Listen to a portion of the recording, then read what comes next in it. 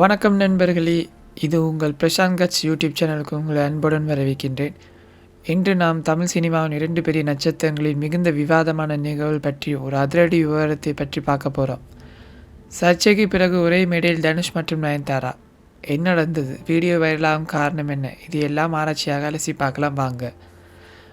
முதல் முறையாக இந்த கதை நானும் ரவுடி தான் படத்தோடு ஆரம்பிக்கிறது. 2015ஆம் ஆண்டு வெளிவந்த இந்த படம் வியக்கத்தக்க வெற்றியை பெற்றது. இதில் தனுஷ் மற்றும் நயன்தாரா ஜோடி ரசிகர்களை வெகுவாக ஈர்த்தது. ஆனால் அடுத்த சில ஆண்டுகளில் இந்த கூட்டணி ஏன் விரிசல் அடைந்தது?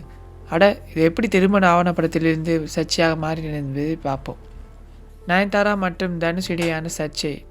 Nayanthara beyond the fairy tale என்ற நெட்ஃப்ளிக்ஸ் ஆவணப்படத்திலிருந்து தொடங்கியது. இந்த ஆவணப்படத்தில் நானும் ரவுடிதான் திரைப்படத்தின் சில காட்சிகள் இடம்பெற்றிருந்தன. இந்த படம் நயன்தாரா மற்றும் அவருடைய கணவர் விக்னேஷ் சிவனுக்கு மிக முக்கியமானது. ஏனெனில் இந்த படத்தின் படப்பிடிப்பின் போது அவர்கள் காதலிக்க தொடங்கினர். நயன்தாரா தனது ஆவணப்படத்திலிருந்து நானும் ரவுடிதான் படத்தின் 3 வினாடி காட்சியை பயன்படுத்த நோ அப்ஜெக்ஷன் சர்டிஃபிகேட் NOC வேண்டியிருந்தது. 2 ஆண்டு காலமாக பலமுறை அணுகிலும் தனுஷ் அந்த அனுமதியை மறுத்து நயன்தாரா மற்றும் விக்னேஷ் சிவன் மீது 10 கோடி ரூபாய் வழக்கும் இதனை நயன்தாரா தனது சமூக வலைத்தளங்களில் பகிர்ந்தார்.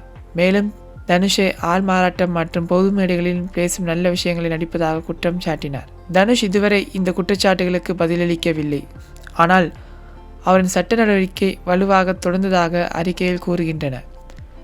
இது இருவருக்கும் தொழில்முறை உறவிலும் பட உலக அரசியலிலும் பாதிப்புகளை ஏற்படுத்தியுள்ளது. இந்நிலையில் தனுஷ் மற்றும் நயன்தாரா இருவரும் ஒரே திருமண விழாவில் பங்கேற்பது அனைவரையும் ஆச்சரியத்தில் ஆழ்த்தியுள்ளது. அவர்கள் ஒருவருக்கு ஒருவர் அருகில் அமர்ந்தாலும் ஒருவரை ஒருவர் பேசவில்லை.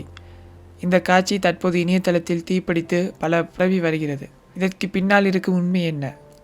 இது பல கேள்விகளை கிளப்புகிறது. தனுஷும் நயன்தாரா மீண்டும் கூட்டு முயற்சி செய்ய வாய்ப்புள்ளதா? அல்லது அது வெறும் துயரமான மௌன சந்திப்பு மட்டுமா?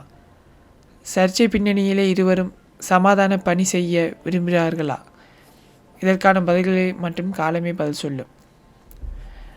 நண்பர்களே, இதுபோல பல சுவாரஸ்யமான செய்திகள், எக்ஸ்க்ளூசிவான அப்டேட்டுகள் உங்கள் பிரசாந்த் கட்ஸ் யூடியூப் சேனலில் மட்டுமே கிடைக்கும். சப்ஸ்கிரைப் பண்ணவும், லைக் பண்ணவும், உங்கள் நண்பருடன் பகிரவும். நன்றி. அடுத்த வீடியோவில் சந்திப்போம். Until then, stay gutsy.